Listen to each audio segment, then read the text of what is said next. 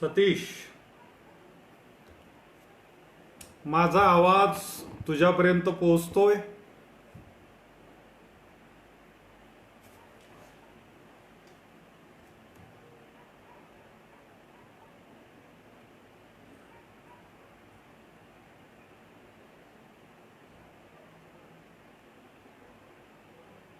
आयोजकांपैकी कोणीतरी मला hi hello करा, म्हणजे माझा आवाज तुमच्यापर्यंत पोहोचतोय असं मला कळेल आणि मला चालू करता येईल.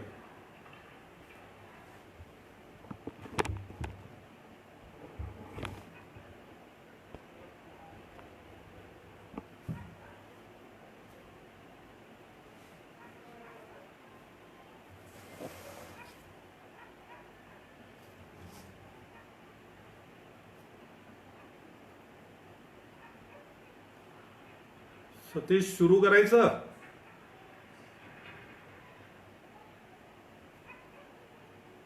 कॉमेंट्स करा.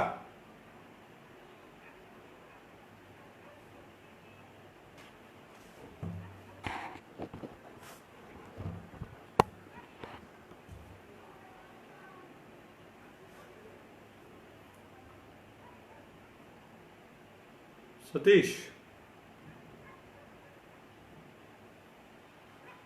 माझा आवाज येतोय?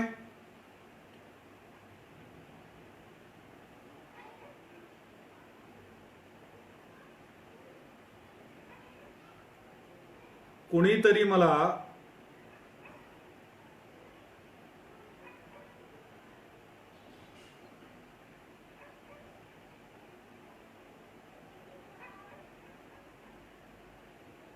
सतीश गवारे,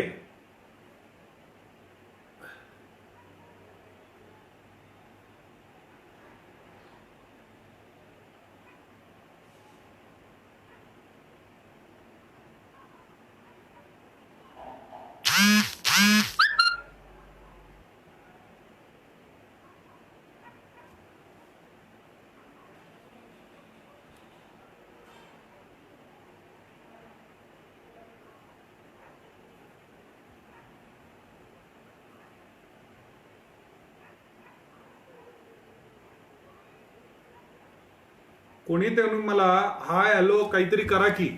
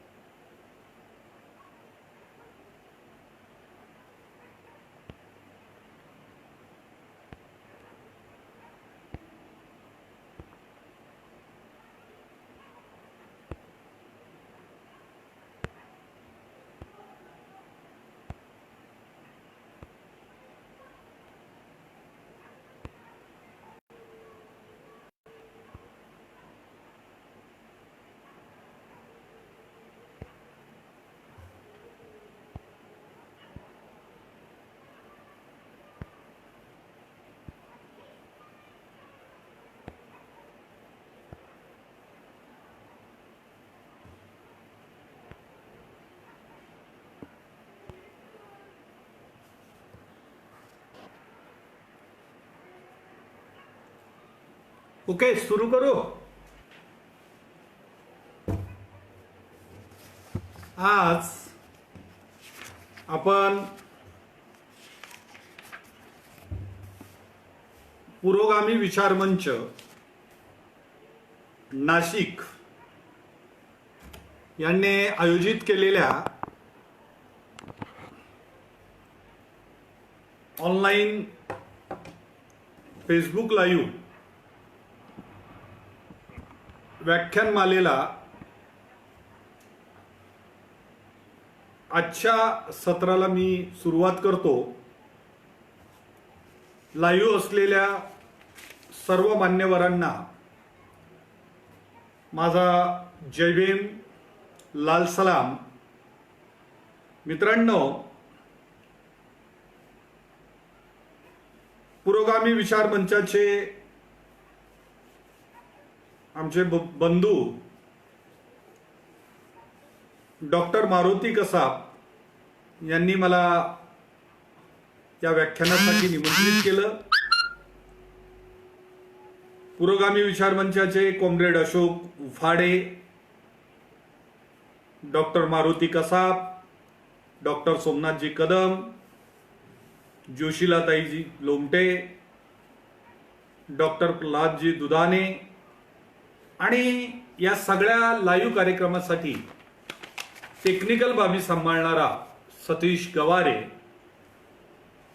या सगळ्यांनी सातत्यानं संपर्क करून मी या विषयावर बोलावं अशी विनंती केली आणि आज मी तुमच्या समोर आहे. मित्रांनो, काल आपण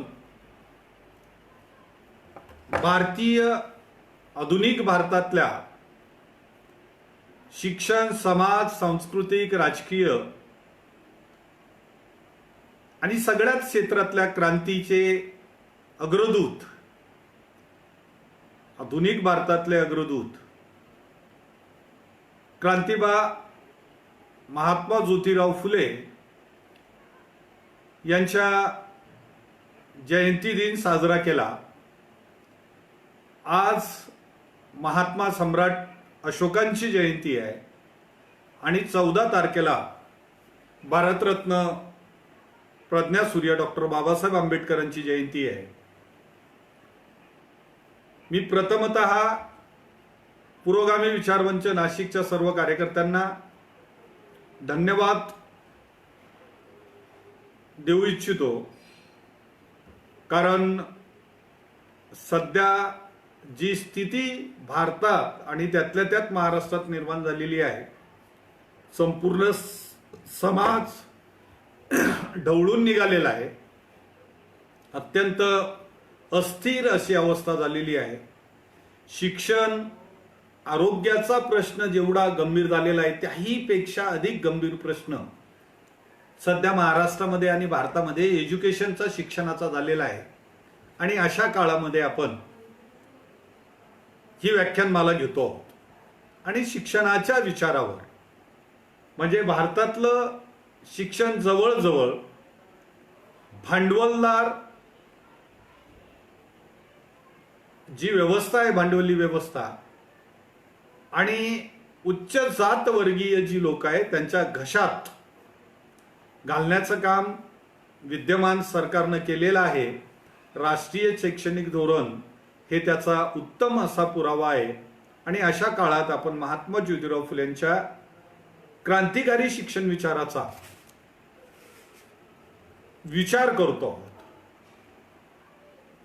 भगवान बुद्धांनी असं म्हटलं की तुम्हाला कोणत्याही प्रकारची याचा अर्थ तुम्हाला सामाजिक क्रांती करायची असेल, सांस्कृतिक क्रांती करायची असेल, शैक्षणिक क्रांती करायची असेल, राजकीय क्रांती करायची असेल, आर्थिक क्रांती करायची असेल, कोणत्याही प्रकारची, त्यांनी शब्द वापरलेला आहे की तुम्हाला कोणत्याही प्रकारची क्रांती करायची असेल तर त्याला एकच गोष्ट कारणीभूत ठरू शकते आणि ती गोष्ट म्हणजे शिक्षण, ज्ञान. महात्मा बसवेधर, महात्मा चक्रधर, महात्मा कबीर, महात्मा रविदास यांच्यापासून तर महात्मा ज्योतिराव फुले, शाहू महाराज, बाबासाहेब आंबेडकर, अण्णाभाऊ साठे, गाडगे महाराज, या सगळ्या पुरोगामी विचाराच्या संतांनी, विचारवंतांनी हाच कित्ता बुद्धाने जो सांगितला की ज्ञान हे समाज परिवर्तनाचं अत्यंत महत्वाचं साधन आहे. जर समाजामध्ये क्रांती अपेक्षित असेल तर बाबासाहेबाच्या भाषेत सांगायचं तर बाबासाहेब म्हणाले की आपण काय करतो आहोत, किंवा ही व्याख्यानमाला काय आहे असं मला वाटतं, कारण बाबासाहेब असं म्हणाले होते की तुम्हाला कुठल्याही प्रकारची क्रांती करायची असेल, म्हणजे बुद्ध म्हणाले तुम्हाला कुठल्याही प्रकारची क्रांती करायची असेल तर ज्ञान ही एकच गोष्ट त्याला कारणीभूत ठरू शकते, एकच साधन तुमच्याकडे आहे. आणि बाबासाहेब मधल्या सगळ्या महापुरुषाला सोडून मी बाबासाहेबांकडे येतो. बाबासाहेब आंबेडकर म्हणाले की क्रांतीची पहिली अट ही प्रबोधन आहे. तुम्हाला कुठल्याही प्रकारची क्रांती करायची असेल तर त्या संबंधानं समाजामध्ये, तुम्हाला अपेक्षित असलेल्या समाजामध्ये प्रबोधनाची लढाई लढावी लागते. आणि जेव्हा आपण प्रबोधनाची लढाई लढतो आणि ती जिंकतो, म्हणजे बाबासाहेब फार सुंदर म्हणाले की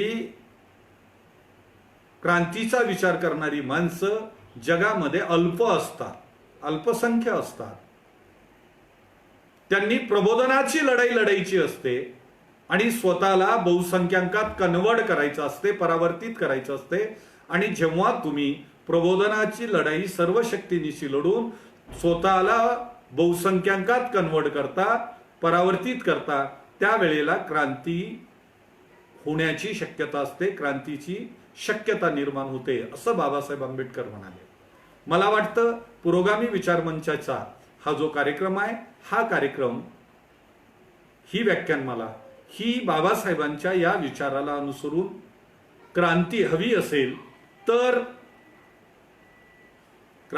असेल तर प्रबोधनाची लढाई आम्हाला लढावी लागेल आणि स्वतःला बहुसंख्याकात कन्वर्ट करावं लागेल. आणि ही गोष्ट जगापर्यंत, आपल्या समाजापर्यंत पोहोचवण्यासाठीची ही व्याख्यानमाला आहे, असं मी मानतो. मित्रांनो, बुद्धापासून कबीरापर्यंत, संत रविदासांपर्यंत सगळ्यांनी ज्ञानाचं एक महत्व विशद केलेलं आहे.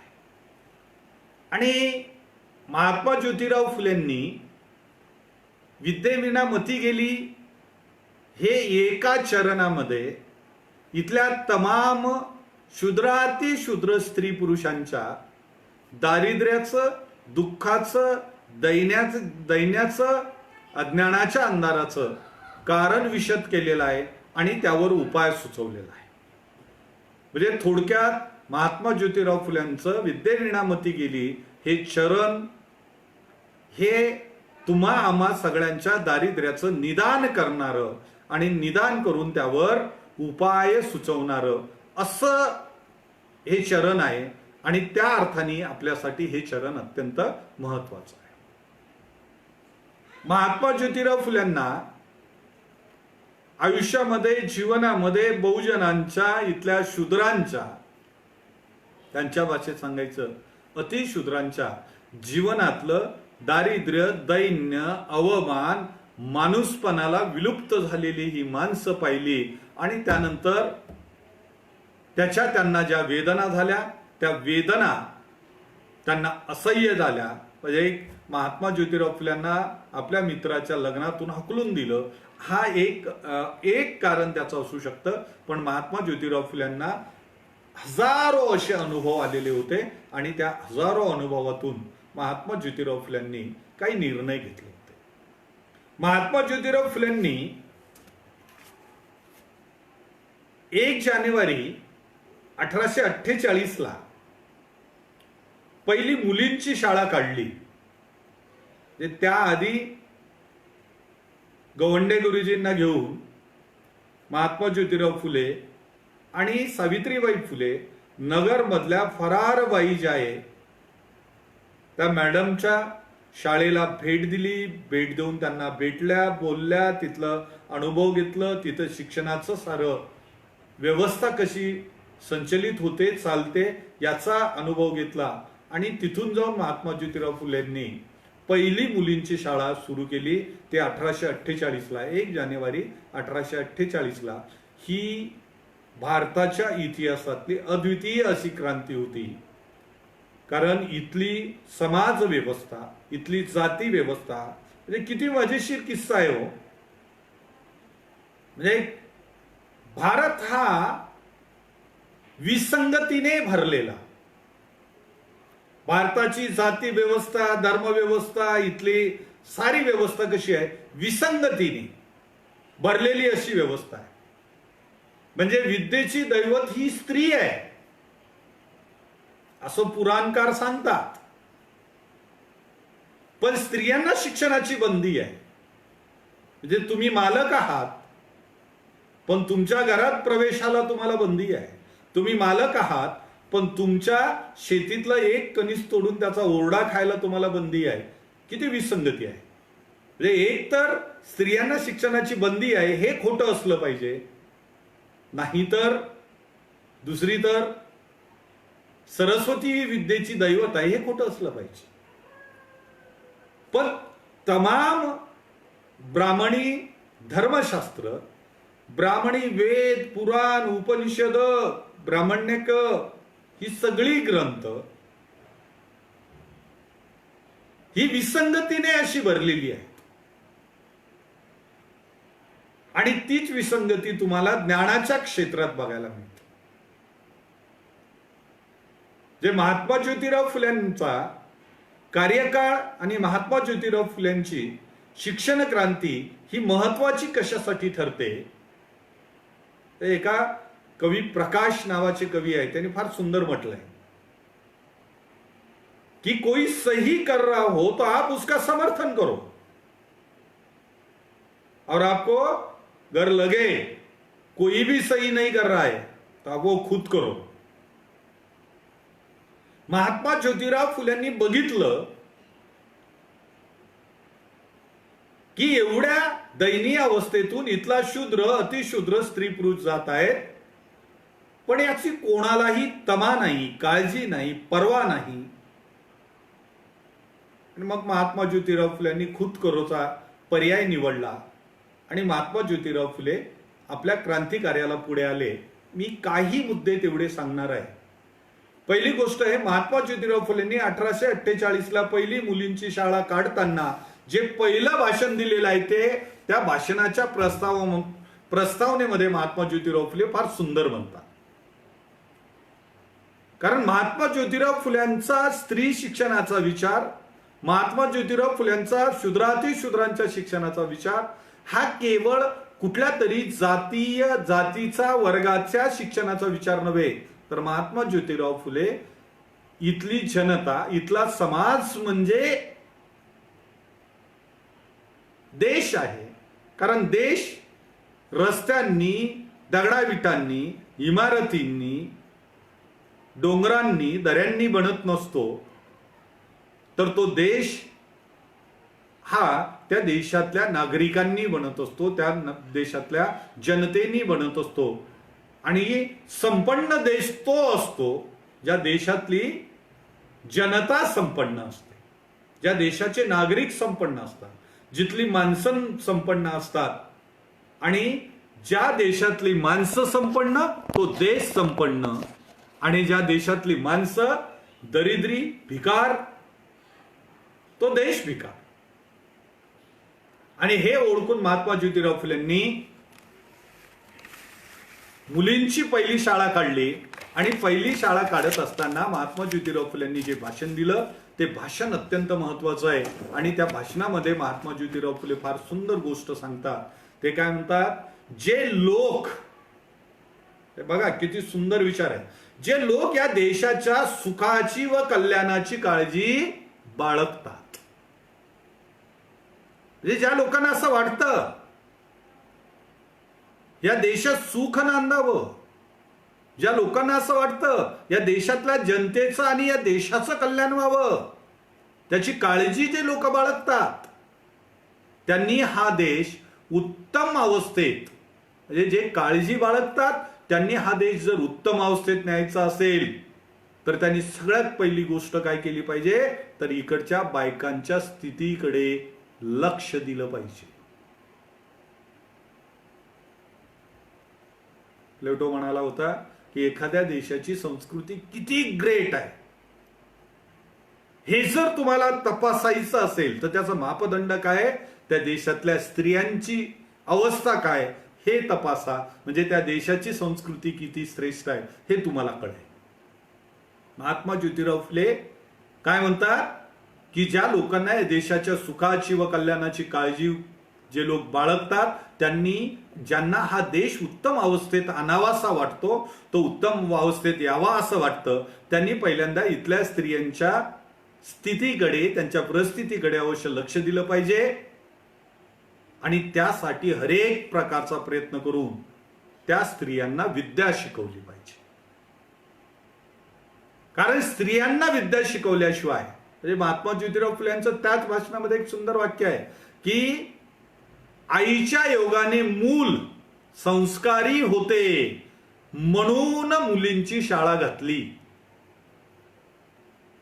म्हणजे महात्मा ज्योतिराव फुले मुलींची शाळा आपण का काढली, पहिली शाळा मुलींच्या शाळेपासून आपण का चालू केलं, हे सांगत असताना महात्मा ज्योतिराव फुलेंनी हे सगळ्यात महत्वाची गोष्ट सांगितलेली आहे की ज्या लोकांना या देशाची काळजी वाटते, चिंता वाटते, या जे काळजी बाळगतात, त्यांनी पहिल्यांदा इथल्या स्त्रियांच्या स्थितीकडे लक्ष दिलं पाहिजे आणि इथल्या स्त्रियांच्या स्थितीकडे लक्ष दिलं पाहिजे आणि काहीही करून त्यांची स्थिती सुधारली पाहिजे, तरच हा देश सुधारेल आणि या देशात नवजीवन नवचैतन्य निर्माण होईल असं महात्मा ज्योतिराव फुले म्हणाले. आणि म्हणून त्यांनी कारण दिलं की म्हणून पहिल्यांदा आम्ही मुलींची शाळा घातली असं महात्मा ज्योतिराव फुले म्हणतात. म्हणजे बुद्ध म्हणाला की कुठल्याही प्रकारची क्रांती करायची असेल तर ज्ञान एकच गोष्ट कारणीभूत ठरू शकते. आणि महात्मा कबीर म्हणाले, निगुरा ब्राह्मण नाही भला गुरुमुख भला चमार, देवतन से तो कुत्ता भला नित भुकी जाये द्वार. म्हणजे निर्बुद्ध ब्राह्मण हा श्रेष्ठ नसतो आणि शर्मकार असला तरी तो जर गुरुमुख असेल, ज्ञानी असेल तर तो श्रेष्ठ असतो. आणि दगडी धोंड्यांच्या देवांपेक्षा कुत्रा बरा असतो की जो किमान घराचं रक्षण करतो, राखण करतो. म्हणजे बुद्ध जे म्हणाला ज्ञानी माणसाचं महत्व काय असतं हे कबीर सांगतो. आणि संत तुकाराम म्हणतात की अज्ञानाने नवल केले, अविद्येने नवल केले, मिथ्या सत्य वर्तविले, जैसी वांजेची संतुती तैसी सार उत्पत्ती. म्हणजे इथला तमाम शूद्राती शूद्र स्त्री पुरुषांना अज्ञानात, दारिद्र्यात, दुःखात, दैन्यात ठेवण्याची कमाल कोणी केली, दारिद्र्यात ठेवण्याची जी व्यवस्था आहे ती कोणी निर्माण केली, हे आश्चर्य कोणी घडून आणलं, हा चमत्कार कोणी घडवला, तर हा चमत्कार अज्ञानाने घडवला. विद्येने नवल केले, कारण नवल केलं, कमाल केली, मिथ्या सत्य वर्तविले, सगळ्या खोट्या गोष्टी या खऱ्या आहेत असं सांगितलं. आणि आपल्या अज्ञानामुळं इथल्या शूद्राती शूद्र स्त्री पुरुषांनी ते मानलं की हे सांगतायत ते खरंय आणि मिथ्या गोष्टींना त्यांनी खरं मानलं, दगडाला देव मानलं आणि कल्पनेतल्या सगळ्या विश्वात जगत राहिले, पाप पुण्याच्या विश्वात जगत राहिले. आणि म्हणून त्यांनी म्हटलं की किती खोटं होतं हे, तर एखाद्यानी सांगावं की एखाद्या वांजेला मूल झालं आणि त्याच्यावर आम्ही विश्वास ठेवावा, एवढी ही अविश्वसनीय गोष्टीवर विश्वास ठेवण्याचं जे चमत्कार आहे तो अविद्येमुळे घडलं. आणि म्हणून महात्मा ज्योतिराव फुले म्हणाले की विद्येविना मती गेली, मती विना नीती गेली, नीती विना गती गेली, नीती विना गती विना वित्त गेले, वित्ताविना शूद्र गचले, आणि सारे अनर्थ एका अविद्येने गेले.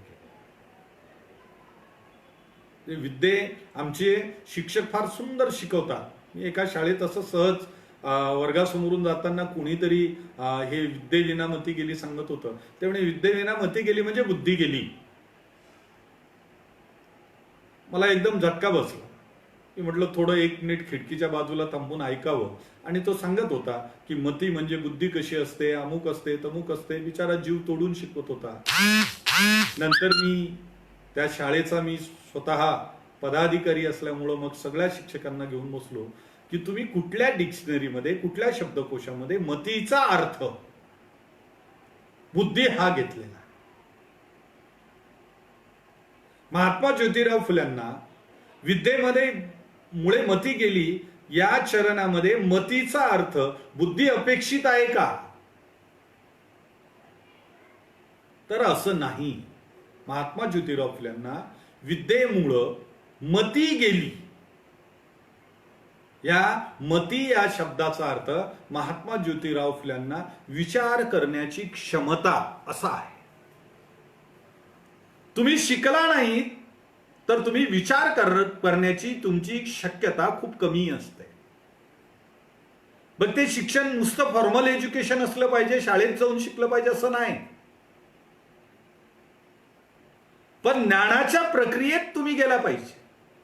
ज्या प्रक्रियेत संत गेलेत, ज्या प्रक्रियेत गाडगे बाबा गेलेत, ज्या प्रक्रियेत संत तुकाराम गेले, ज्या प्रक्रियेत कुठल्याही शाळेचं थोबाड न पाहिलेला गाडगे बाबा, ज्याचं आज एका विद्यापीठाला नाव आहे, ते त्या ज्ञानाच्या प्रक्रियेत गेले आणि ज्ञान प्राप्त केल्यामुळे ते विचार करण्याची क्षमता त्यांची विकसित झाली. आणि जेव्हा माणूस विचार करतो तेव्हा त्याला बरं आणि वाईट कळतं, आणि बरं वाईट कळतं तसं फायद्याचं आणि तोट्याचं कळतं. त्यामुळं माणसाचे विद्येविना मती जग गेली. जर ज्ञान नसेल तर विचार करण्याची क्षमता जाते, आणि विचार करण्याची क्षमता गेली तर माणसाची नैतिकता, विद्यार्थ्याची नीतिमत्ता जी आहे ती शिल्लक राहत नाही. कारण नीतिमत्तेचा अर्थ बऱ्या वाईटाचं विचार करण्याची क्षमता, आणि बऱ्या वाईट करण्याचं विचार करण्याची क्षमता गेली तर तुमच्या प्रगतीचा आणि अधोगतीचा पण विचार करता येत नाही.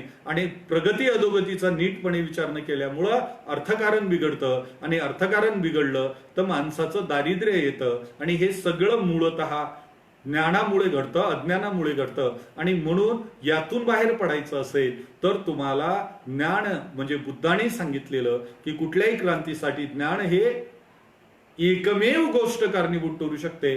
तीच गोष्ट महात्मा ज्योतिराव फुले आपल्याला इथं सांगतात की सगळ्या दारिद्र्याचं जे मूळ आहे ते अज्ञान आहे, आणि त्याच्यावर उपाय जे आहे ते ज्ञान आहे, विद्या आहे. आणि म्हणून महात्मा ज्योतिराव फुल्यांचं हे विधान, हे चरण म्हणजे महात्मा ज्योतिराव फुल्यांच्या संपूर्ण लिखाणामधलं एक सार आहे. मित्रांनो, ज्ञानाने समाज परिवर्तन होते, विद्येमुळे समाज परिवर्तन होते, शिक्षणामुळे समाज परिवर्तन घडण्याची शक्यता असते, नव्हे तर त्या प्रक्रियेला गती मिळते. असं बुद्धांना वाटत होतं, कबीरांना वाटत होतं. म्हणजे इथली ब्राह्मणी व्यवस्थेचं चित्रण महात्मा ज्योतिराव फुल्यांनी केलं. म्हणजे त्यांचं चित्रण आपण वाचलं आणि रविदासांनी केलेलं वाचलं की आपल्याला लक्षात येतं की हे बापले काय इतकी काय. कहे रविदास, ब्राह्मण मत पूजियो जो होवे गुणहीन, पूजियो चरण चांडाल जो होवे गुण परवीन.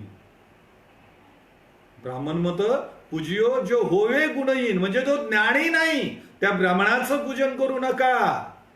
आणि चरण सांडाळ असेल तरी त्याचं पूजन करा, त्याला वंदन करा, कारण तो ज्ञानी आहे. जो होवे गुण परवीन, जो गुणात प्रवीण आहे त्याचं पूजन करा म्हणणारा रविदास, त्याचं पूजन करा म्हणणारा कबीर, आणि ज्ञान हे क्रांतीचं म्हणजे मूळ साधन आहे म्हणणारा बुद्ध. आणि अज्ञानामुळे दारिद्र्य निर्माण होतं, आणि तुम्ही या अविद्येमुळं तुम्ही जगातल्या साऱ्या खोट्या गोष्टींवर, काल्पनिक गोष्टीवर, मिथ्या गोष्टींवर विश्वास ठेवून अज्ञानाच्या गर्ते डोहात बुडता, असं म्हणणारा संत तुकाराम. आणि अविद्येनं काय हे नवल केलं हे सांगणारे महात्मा ज्योतिराव फुले की ही मती गेली, आणि मती गेल्यामुळं तुमचं सगळं अर्थशास्त्र, समाजशास्त्र, राज्यशास्त्र आणि एवढंच नव्हे तर तुमचं जीवनशास्त्र कसं बिघडलं, आणि त्यामुळं तुमच्या वाट्याला कसं दारिद्र्य आलं हे सांगणारे महात्मा ज्योतिराव फुले आपल्याला एकाच वंशाचे. त्यामुळं मी नेहमी म्हणत असतो की या देशामध्ये 2 प्रकारचे परंपरा आहे. एक परंपरा आहे कृषी परंपरा, आणि एक परंपरा आहे ऋषी परंपरा.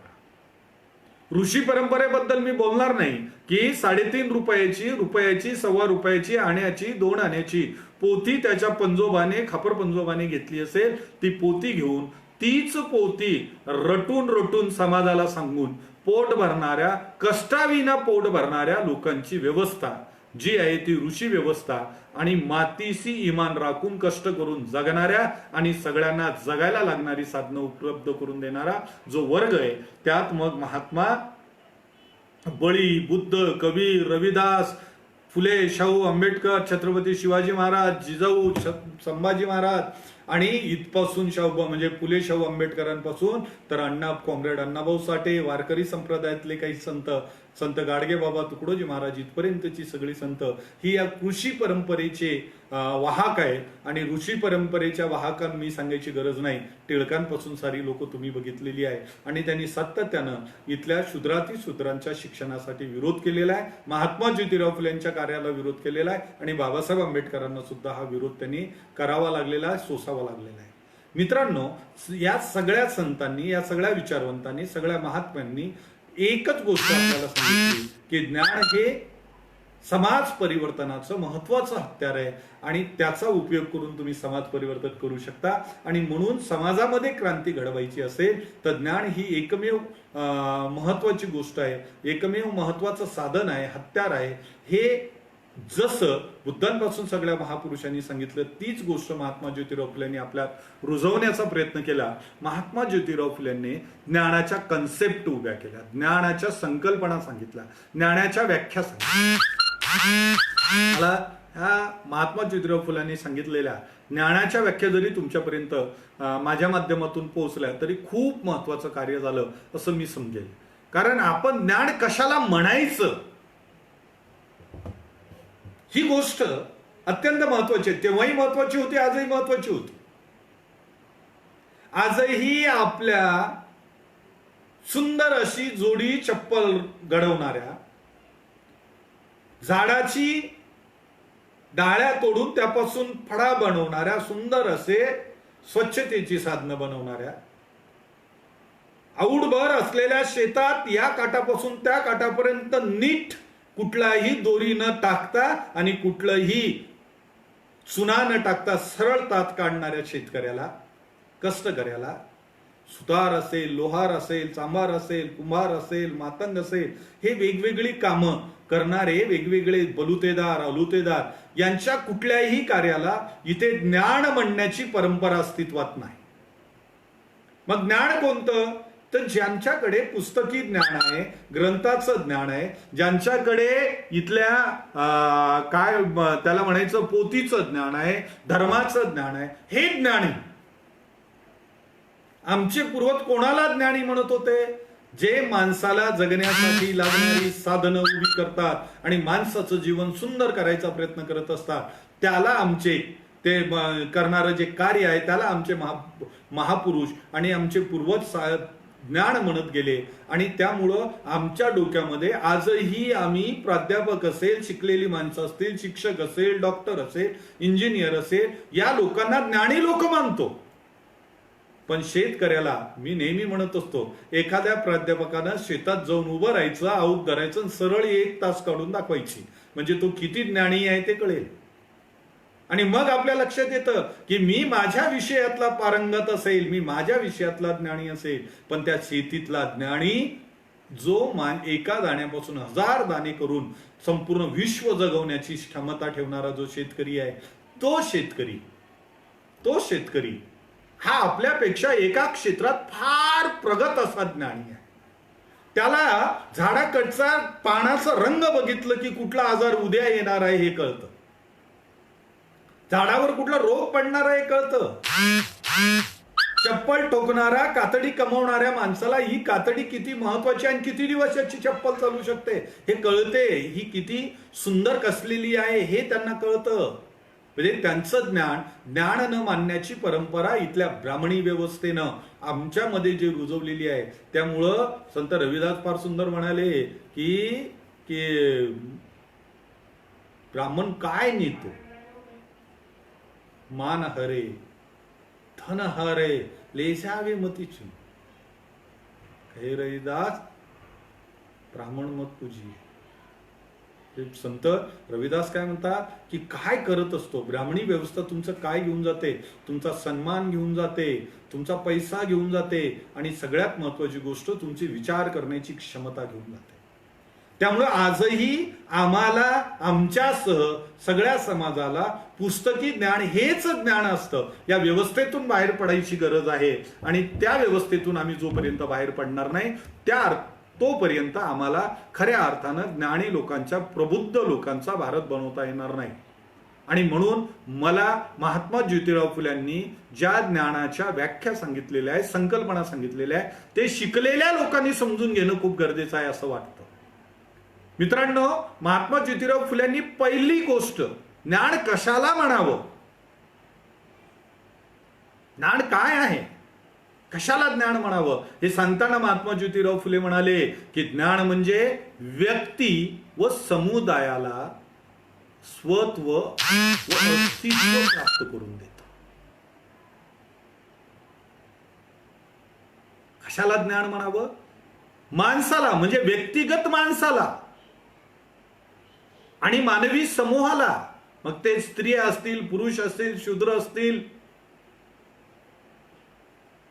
म्हणजे व्यक्तिगत माणसाला आणि मानवी समूहाला स्वत्व म्हणजे स्वतःची ओळख करून देण्याचं काम करते आणि त्याला माणूस म्हणून अस्तित्व बहाल करते. त्या गोष्टीला ज्ञान म्हणावं असं महात्मा ज्योतिराव फुले म्हणतात. आणि हे ज्ञान कुठून प्राप्त होतं तर महात्मा ज्योतिराव फुले म्हणाले हे तुमच्या इतिहासातनं प्राप्त होतं. म्हणजे तुम्हाला स्वत्वाची जाणीव करून द्यायची असेल तर ते ज्ञान, कुठलं ज्ञान असलं पाहिजे तर आम्हाला आमचं स्वत्व जर शोधून काढायचं असेल तर आम्हाला आमच्या पूर्वज करत करत आमच्या मूळ व्यवस्थेकडे जावं लागतं. आणि मग लक्षात येतं की ज्ञानी आम्ही होतो, आमचे पूर्वज होते की ते होते, आयत खाऊ आमचे पूर्वज होते की ते होते, या जगात जे काही नवनिर्माण झालं, जे नवसर्जन झालं ते आमच्या पूर्वजांनी, अगदी रामायण महाभारतात लिहिलेल्या ग्रंथकारांपासून सगळ्यांचा शोध आम्ही घेत गेलो की मग लक्षात येतं की आम्ही कोणाचे वंशज आहोत. आणि त्याच्यामुळं आमचा सांस्कृतिक इतिहास, आमचा सामाजिक इतिहास, आमचा राजकीय इतिहास आम्ही नीट समजून घेणं गरजेचं आहे. आणि म्हणून आम्हाला इतिहासाचं ज्ञान, जर आम्हाला स्वत्व आणि स्वतःचं अस्तित्व निर्माण करायचं असेल तर आम्हाला इतिहासाचं ज्ञान होणं गरजेचं आहे असं महात्मा ज्योतिराव फुले म्हणाले. आणि म्हणून माणसाला स्वत्वाची आणि माणसाला स्वत्वाची जाणीव करून देऊन त्याला स्वतःचं अस्तित्व निर्माण करण्यासाठी प्रेरणा देणारी, म्हणजे एखाद्या व्यक्तीला, एखाद्या समुदायाला स्वत्वाची जाणीव करून देऊन त्याचं अस्तित्व निर्माण करून देण्याची प्रेरणा जे देतं त्याला ज्ञान म्हणतात असं महात्मा ज्योतिराव फुले म्हणाले. म्हणजे महात्मा ज्योतिराव फुले यांच्या पहिल्या ज्ञानाच्या संकल्पनेमध्ये इतिहासाचं ज्ञान, आपल्या पूर्वजाचं ज्ञान, आपल्या पूर्वजांनी मिळवलेलं सारं ज्ञान आणि त्यांनी केलेलं कर्तृत्व याची जाणीव आम्ही करून घेतली पाहिजे. आणि आम्हाला स्वत्वाची म्हणजे स्वतःची ओळख झाली पाहिजे. बाबासाहेबांच्या भाषेत मी कोण आहे, का जन्माला आलो, माझं इथं जगण्यामागचा अर्थ काय आहे आणि मी का जगलो पाहिजे आणि मी काय केलं पाहिजे, या सगळ्या गोष्टीचे प्रश्नाचे उत्तर मिळणं म्हणजे ज्ञानी होणं आहे असं जे बाबासाहेब म्हणाले ते महात्मा ज्योतिराव फुले त्यांच्या व्याख्येतून सांगतात की तुम्हाला स्वत्वाची ओळख करून देणारं आणि एकूण व्यक्तीला आणि त्याच्या समूहाला त्याचं स्वत्व आणि अस्तित्वाची जाणीव करून देणारी जो इतिहास असतो त्या इतिहासाचं ज्ञान म्हणजे ज्ञान असतं.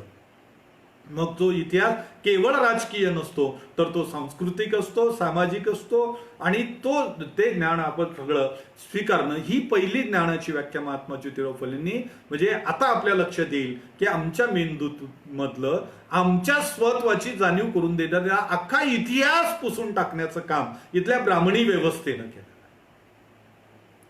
म्हणजे ना तुमच्या महापुरुषाचं कर्तृत्व तुमच्या समोर ठेवलं, ना तुमच्या समोर तुमचे महापुरुष कर्तृत्ववान होते, ज्ञानी होते, शूर होते, ते तुमच्या साऱ्या गोष्टीचं म्हणजे तुमच्या मेंदूवर कोण तर अमुक देव हा तुमचा उद्धार करताय. राक्षसाला मारणारा जो असतो तो श्रेष्ठ असतो. ही एक पोथी पुराणातल्या भाकड कथा आमच्या मेंदूवर रचून आम्हाला जे अज्ञानाच्या गर्तेमध्ये, अविद्येच्या खाईमध्ये लोटलं त्याचं ते विसरून जाऊन जर आम्हाला आमचं अस्तित्व प्राप्त करायचं असेल, आमचं स्वत्व प्राप्त करायचं असेल तर आम्हाला आमच्या पूर्वजांचा इतिहास नीट बघून घेतला पाहिजे, नीट वाचून घेतला पाहिजे, त्याचं नीट संशोधन केलं पाहिजे. तो कोणी लिहिलाय आणि कोणत्या तथ्याच्या आधारे लिहिलाय, कुठल्या हायपोथेसिस त्यांनी वापरली याचा पण विचार केला पाहिजे. म्हणजे आम्हाला आमच्या स्वत्वाची आणि अस्तित्वाची जाणीव होईल. आणि म्हणून महात्मा ज्योतिराव फुलेंची ही पहिली व्याख्या आपण नीट समजून घेतली तर आज आम्ही डॉक्टर, प्राध्यापक, इंजिनियर आणि वेगवेगळ्या क्षेत्रात गेलो तरी महात्मा ज्योतिराव फुलेंच्या स्वत्व प्राप्त झालेल्या समाजाचे घटक आम्ही आहोत का? आम्हाला स्वतंत्र अस्तित्व प्राप्त झालेले व्यक्ती आम्ही आहोत का याचं ज्ञान आपल्याला होईल आणि मग आपल्याला असं वाटायला लागेल की महात्मा ज्योतिराव फुल्यांनी सांगितलेल्या ज्ञानाच्या व्याख्येमध्ये आम्ही कुठे बसतो. पहिली व्याख्या. दुसरं, ज्ञान कशाला म्हणावं हे महात्मा ज्योतिराव फुल्यांनी सांगितलं की अनुभविक ज्ञान हे ज्ञान असतं. अनुभविक ज्ञान म्हणजे काय? माणूस प्राणी अवस्थेतनं झाडावरनं खाली उतरल्यापासून 4 हातपायावर चालणाऱ्या माणसापासून 2 पायावर उभा राहणाऱ्या, शेपूट असलेल्या माणसापासून शेपूट गळालेल्या माणसापर्यंत आलेल्या, चाकाच्या शोधापासून तर आज जगातल्या अणुबॉम्बपर्यंतच्या शोधापर्यंत सगळे बरे वाईट सगळे शोध लावणाऱ्या, हा जो म्हणजे शेतीचा शोध लावणाऱ्या स्त्रिया, शिकारीसाठी हत्याराचा शोध लावणारी माणसं, इथपासून तर आजपर्यंत अत्याधुनिक इंटरनेट पर्यंत शोध लावलेली माणसं, हे लक्षावधी वर्षामध्ये माणसांनी आपल्या अनुभवातून आपल्या कष्टातून मिळवलेलं ज्ञान आहे. मग ते विज्ञानाचं ज्ञान आहे, ते तंत्रज्ञानाचं ज्ञान आहे, ते आधुनिकतेचं ज्ञान आहे, ते इतिहासाचं, सगळं म्हणजे टाचणीच्या शोधापासून तर विमानाच्या शोधापर्यंत माणसाच्या अनुभवातून एक एक गोष्टीचा त्यांनी लावलेला जो शोध आहे, आणि ते ज्ञान आणि तंत्रज्ञान, ज्ञान आणि विज्ञान आणि तंत्रज्ञान, या सगळ्या गोष्टीचं जे अनुभवातून विकसित झालेलं ज्ञान आहे, आपल्या पूर्वजांनी अत्यंत कष्टानं, अत्यंत मेहनतीनं छोट्या गोष्टी शोधत अनुभवातून नव्या गोष्टी विकसित करत आपल्याला आज नेट इंटरनेट लाईव्ह व्याख्यानं देण्याच्या अवस्थेपर्यंत आणून सोडलेलं आहे. तिथपर्यंत आम्ही आलेलो आहोत. हे सगळं अनुभविक ज्ञान म्हणजे ज्ञान आहे असं महात्मा ज्योतिराव फुले म्हणतात. हे महात्मा ज्योतिराव फुल्याच्या दृष्टीने जसं स्वत्वाचं अस्तित्व निर्माण करून देणारं, अस्तित्व निर्माण करून देणारं, स्वत्व निर्माण करून देणारं इतिहासाचं ज्ञान हे ज्ञान आहे, तसं हजारो लक्षावधी वर्षात आमच्या पूर्वजांनी आणि आम्ही मिळवलेलं, कष्टातून मिळवलेलं, अनुभवातून मिळवलेलं ज्ञान हे खऱ्या अर्थानं ज्ञान आहे असं महात्मा ज्योतिराव फुले म्हणतात. ही दुसरी ज्ञानाची त्यांची व्याख्या आहे.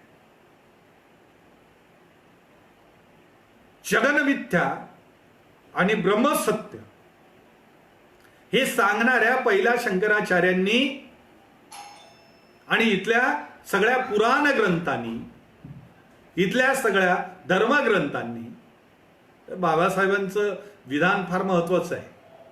तुम्हाला जे म्हणून धर्मग्रंथ पवित्र वाटतात, मला ते अपवित्र आणि तिरस्करणीय वाटतात असं बाबासाहेब आंबेडकर म्हणतात.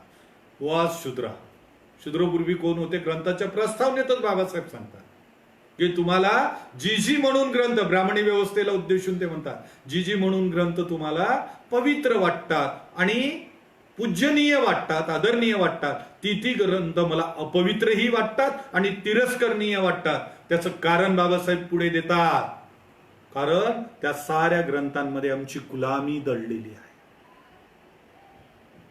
त्या साऱ्या ग्रंथांमध्ये आमची गुलामी दडलेली आहे.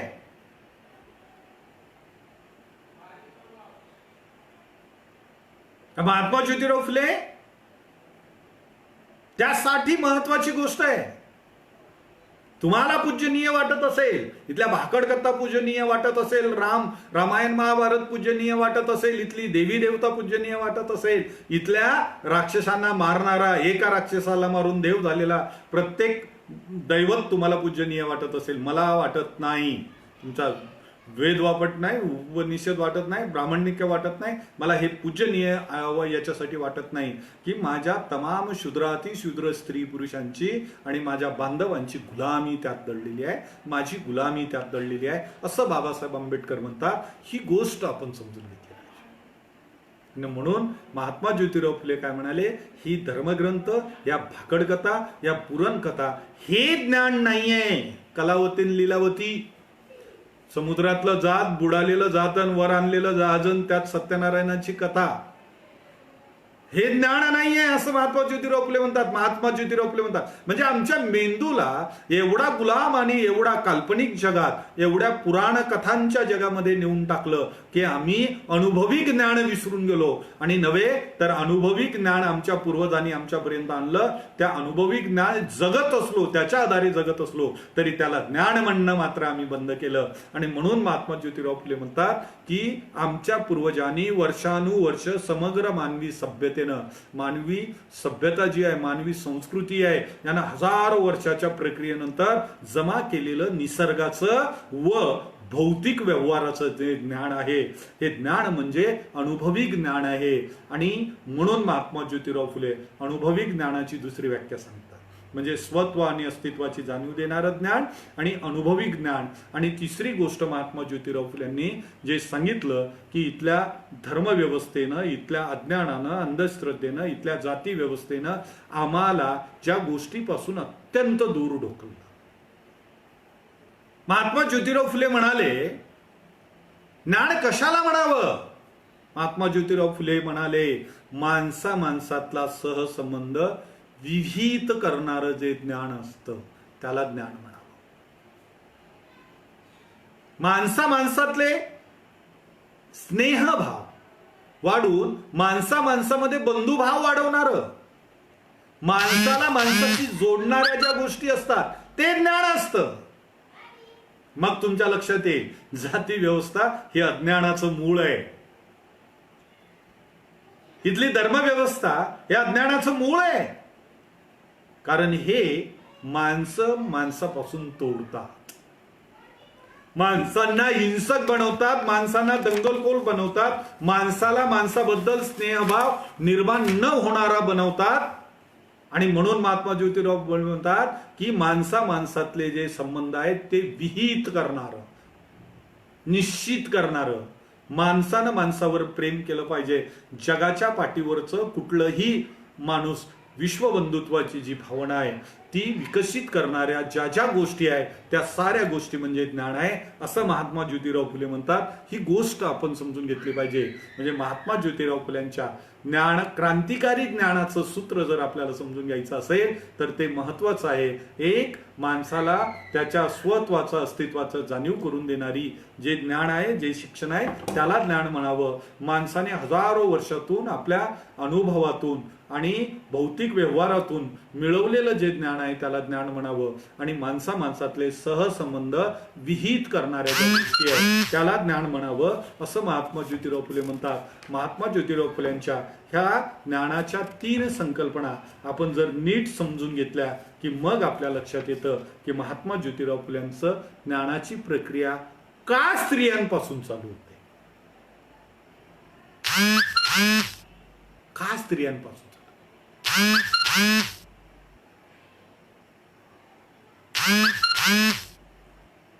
कारण स्त्रिया, बाबासाहेब आंबेडकर म्हणाले की विषमतेचं मूळ असलेल्या जाती व्यवस्थेचं प्रवेशद्वार स्त्री आहे, बाबासाहेब म्हणाले.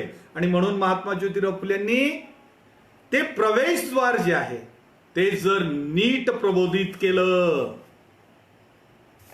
जे महात्मा ज्योतिराव फुल्यांनी काय केलं, कुठली क्रांती केली. भारतामध्ये ज्या ज्या लोकांना ज्ञान नाकारलं, दिस इज क्रांती, याला क्रांती म्हणतात. ज्याला ज्याला ज्ञान नाकारलं त्याला त्याला ज्ञानाची दारं मुक्त करण्याचं काम महात्मा ज्योतिराव फुलेंनी केलं. हे त्यांचं क्रांतिकार आहे. कारण माणसाला स्वत्वाची जाणीव करून देऊन त्याला लढाईला उभं जर करायचं असेल तर त्याला स्वतःची ओळख होणं गरजेचं आहे.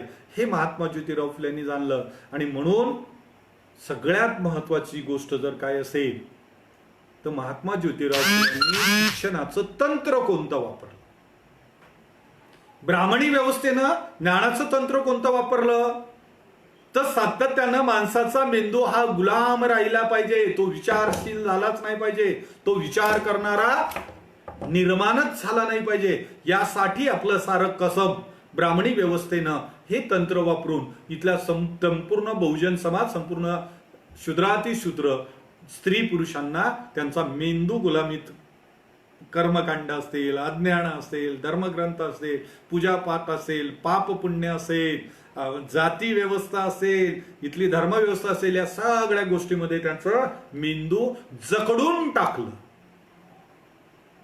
आणि महात्मा ज्योतिराव फुल्यानं जे तंत्रज्ञान वापरलं ते तंत्रज्ञान होतं माणसाचा विचार करण्याची क्षमता विकसित होईल. दोन गोष्टी महात्मा ज्योतिराव फुल्यांच्या क्रांतिकारी होत्या. महात्मा ज्योतिराव फुल्यांना एकदा यांनी धोंडेरावांनी एक प्रश्न विचारला. तो प्रश्न असा होता की महात्मा ज्योतिराव फुल्यांना म्हणाले की स्त्री श्रेष्ठ की पुरुष श्रेष्ठ. महात्मा ज्योतिराव फुले म्हणाले जगातल्या सारे विचारवंताचा विकास कुठपर्यंत गेलेला आहे, कुठपर्यंत विचाराची क्षमता गेलेली आहे, तर सारे इथपर्यंत बोलतात की स्त्री पुरुष समान आहे, कोणी हलकं नाही, बारी नाही, कमी नाही, अधिक नाही. खूप खूप झालं इथपर्यंत आपल्या विचाराचा विकास केलेले लोक तुम्हाला बघायला मिळतात. महात्मा ज्योतिराव फुले म्हणाले स्त्री ही पुरुषापेक्षा काकणभर श्रेष्ठ आहे. त्यानं प्रश्न विचारला असं का? ते म्हणाले जगामध्ये ज्याच्याकडे नवनिर्माणाची क्षमता असते, सृजनशीलता असते, तो श्रेष्ठ असतो. ही भूमी फळ फुलांपासून तर सोन्यापर्यंत प्रत्येक गोष्टी जन्माला घालण्याची क्षमता ठेवते. तिच्या पोटी ही असलेली सृजनता जी आहे, सृजनशीलता आहे, ही तिच्याकडे असलेली सृजनशीलता आहे. ही सृजनशीलता ही त्या भूमीला अख्ख्या विश्वाची माता बनवते. आम्ही भारत मातेची लेकरं म्हणतो, भारत पितेची लेकरं नाही. त्याचं कारण हे आहे कारण आईनं जन्माला घातल्यानंतर जगवणारी ती भूमी असते. आणि त्यामुळं महात्मा ज्योतिराव फुले म्हणाले आपल्याला सुंदर अशी कविता लिहिणारा कवी ग्रेट वाटायला लागतो का? कारण सृजनशीलता, नवनिर्माणाची क्षमता त्याच्याकडे. नव लिहिणाऱ्या माणसाचा आपण आदर करतो. कोणाचं तरी वाचून आपल्याला सांगणारा जेवढा आपल्याला श्रेष्ठ वाटत नाही, जो स्वतः नवनिर्माण करतो तो आपल्याला महत्वाचा वाटतो. आणि म्हणून महात्मा ज्योतिराव फुले म्हणाले स्त्रिया ह्या सृजनशील आहेत. त्या जशा भौतिक अर्थानं सृजनशील आहे, जैविक अर्थानं सृजनशील आहे, जशा ते नव्या जीवाला जन्माला घालतात तसं ते नव्या विचाराला आणि नवीन विश्वाला जन्माला घालणारा सृजनशील आहे. आणि त्या अर्थानं पुरुष हा स्त्रियांनी एवढा सृजनशील नाही. आणि त्याच्यामुळं तुमचं वंश चालायचं असेल, मानवता जगायची असेल, मानव व्यवस्था पुढे जायची असेल तर स्त्रियांची सृजनशीलता ही अत्यंत महत्वाची आहे. आणि म्हणून महात्मा ज्योतिराव फुले म्हणाले की स्त्री एकमेव विचारवंत, जगातला एकमेव महात्मा आहे की जो स्त्री पुरुष समान नव्हे जाणीवपूर्वक मांडणी करताना म्हणतात स्त्री ही पुरुषांपेक्षा काकणभर श्रेष्ठ आहे. कारण जी पुरुषापेक्षा अधिक सृजनशील आहे. पुरुष कितीही कारणीभूत ठरत असला तरीही जन्माला तीच घालते.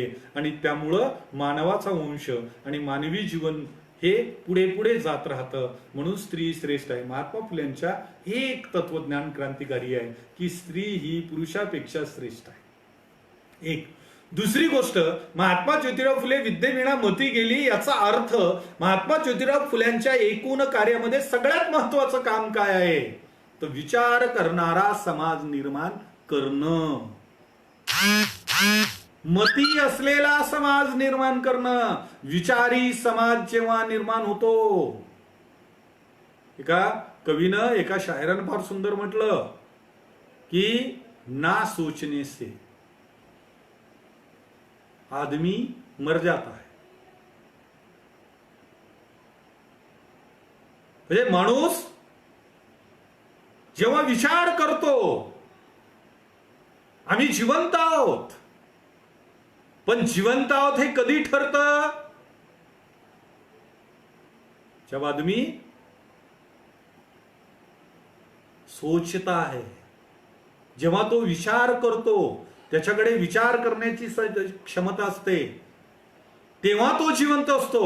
आणि जिवंत असताना तो मुर्दा कधी असतो? ना सोचने पे ना बोलने पे आदमी मर जाता है. म्हणजे जी माणसं विचार करत नाही आणि जगातल्या अन्याय आणि वाईटाच्या विरोधामध्ये बोलायची क्षमता ठेवत नाही, लढाईची क्षमता ठेवत नाही, विधान करायची क्षमता ठेवत नाही, ती माणसं मेलेली असतात. म्हणजे जी विचार करण्याची क्षमता ठेवत नाही आणि जी माणसं अन्यायाच्या विरोधात उभं राहायची आणि मुक्तपणानं स्पष्टपणानं वाटेल ती किंमत मोजून त्या विरोधात संघर्ष उभं करायची ताकद ठेवत नाही, ती माणसं ऑलरेडी मेलेली असतात, ती जिवंत मुडदे असतात, असं त्या शायराला, त्या कवीला वाटतं. नेमकं तीच गोष्ट महात्मा ज्योतिराव फुलेंच्या शिक्षणाच्या विचारात आपल्याला बघायला मिळतं की इथला शिक्षणाचा विचार हे माणसाला विचार करणारं, विचार प्रवण करणारं, सोचण्यासाठी मजबूर करणारं असावं आणि इथल्या अन्यायी व्यवस्थेविरोधात एकाकीपणानं झुंज देण्याची क्षमता असावं. महात्मा ज्योतिराव फुलेंचं जीवन कार्य हे त्यासाठी अत्यंत महत्वाचं आहे की त्यांनी लढाई उभी केली, स्वतःशी लढले, स्वतःच्या कुटुंबाशी लढले, स्वतःच्या नातेवाईकाशी लढले, स्वतःच्या धर्मव्यवस्थेशी लढले आणि तिथपासून त्यांनी विकास करत करत, म्हणजे जो संघर्षाची क्षमता ठेवत नाही आणि जो विचार करत नाही तो संघर्ष उभाच करू शकत नाही, हे महात्मा ज्योतिराव फुलेंच्या शिक्षण तंत्रामध्ये आपल्याला बघायला मिळतं.